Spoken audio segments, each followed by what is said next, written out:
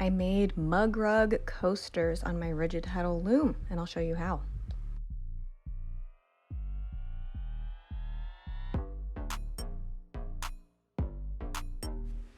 This is a pattern that I bought on justyarn.com. It's called Pick and Pick Coasters, and I've linked it in the description for you. The width of the warp is 6 inches and should be 48 ends on your 7.5 DPI Heddle. The warp length in the pattern says 62 inches, but I would say do about 68 inches long just to be safe, and I'll show you why. You can see here that it is indeed 6 inches wide, and I put little ties on the slots so that I didn't have to do any counting. If I don't have to do any thinking, I love that for me.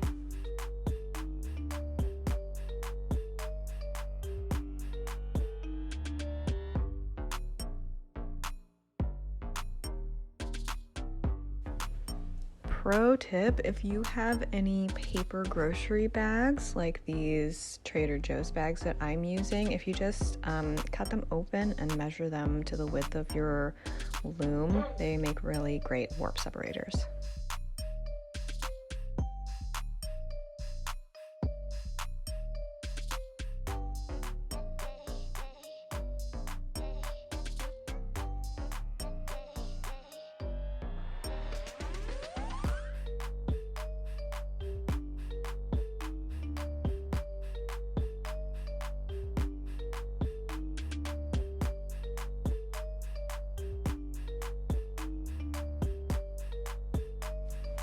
I got the ends snipped and the heddle threaded properly. Once I did that, I got some waste yarn woven in just as a warp separator. I used all worsted weight yarn for the warp and the weft, and I got started weaving with this mustard color that was botanically dyed.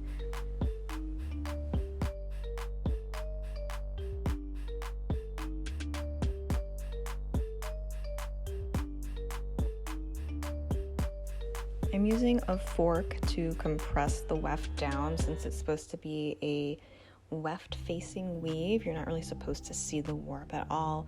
You can use whatever, a fork, a comb, or just like your fingernails. It is easiest if you make your warp a little bit looser than you would usually do, and while you're weaving, make sure you have a nice big angle when you put your yarn through. Instead of having it at a smaller angle, have it angled up so that there's more slack to be taken up to cover up those warp threads. I was aboard the struggle bus a little bit when I started figuring out how to do the pick and pick section of it, where you're using two colors kind of simultaneously.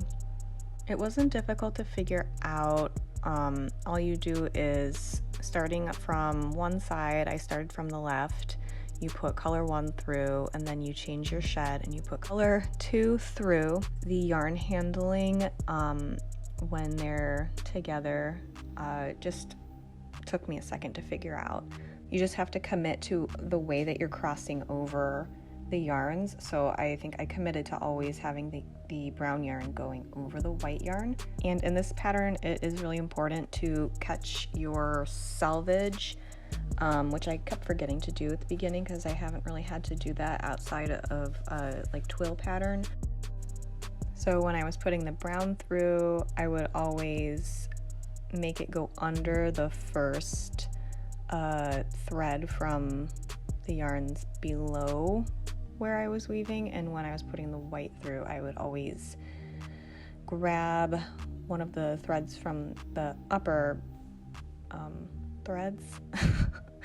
I don't know how to use all of the terminology, but I would make sure to go under that first one that was in the upper position so that the yarns are actually wrapped around the outermost thread to make the edges look nice.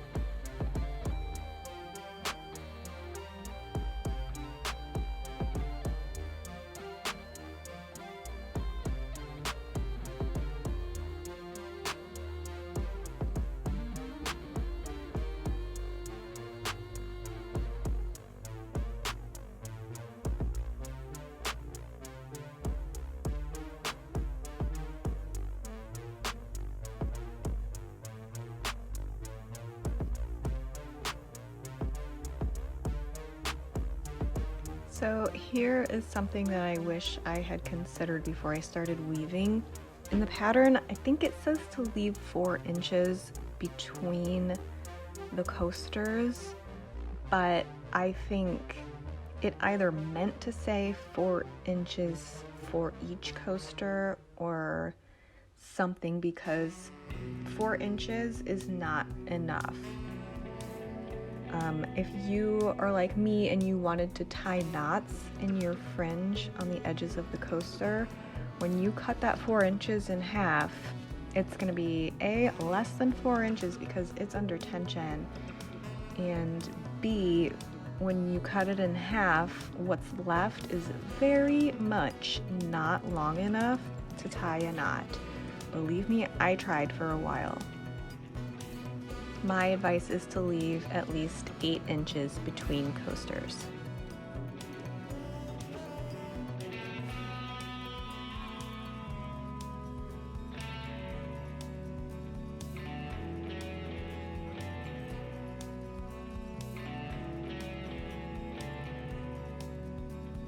I wanted to show you here what it looks like when you don't catch your selvage. With this gold yarn, I didn't catch the selvage, so it kind of just loops on top and it sits in front of that outermost thread.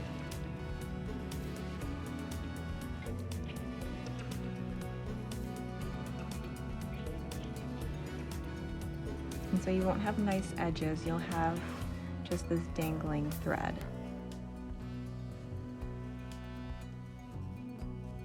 And here's how it looks in the other color.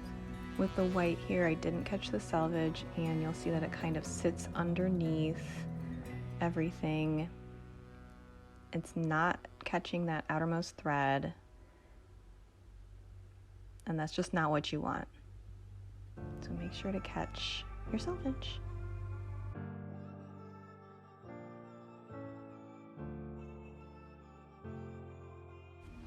So here's one of the finished coasters off the loom.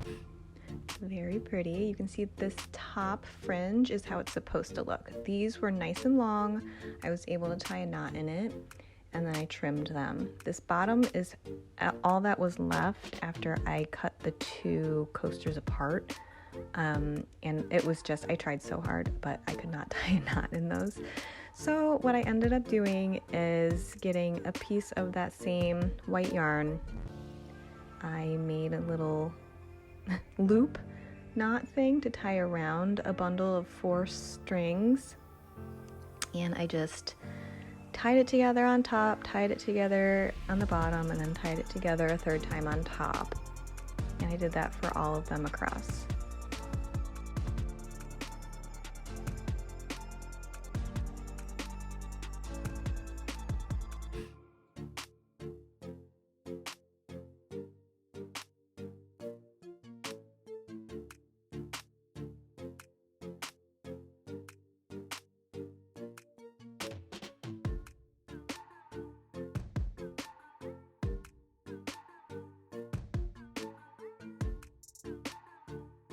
Once I got them all tied on, then to make it secure and to make it not weird looking, I threaded those pieces that I tied around the bundle. I threaded it through my darning needle and put it down through the top of the knot so that it would kind of hold it in place and it would become part of the bundle of threads. And then I trimmed everything after the fact, but everything would have gone so much faster if my threads were long enough on the ends and I was just able to quickly tie knots, but this took a while, so don't be like me.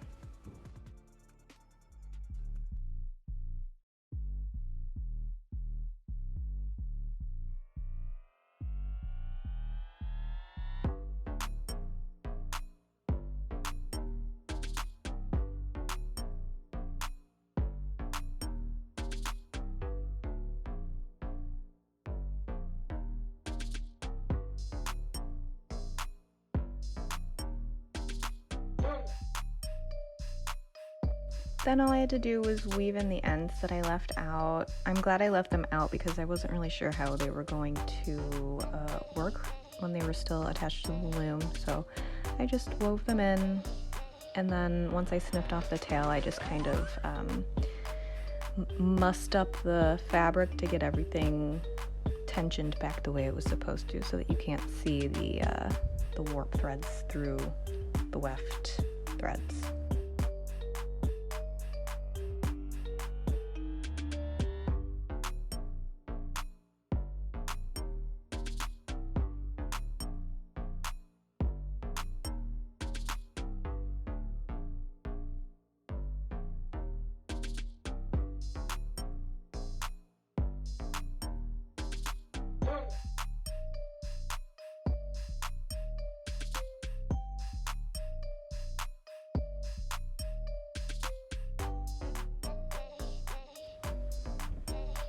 Everybody got a haircut to be nice, cute little short fringe. And that was it. These were really fun and cute.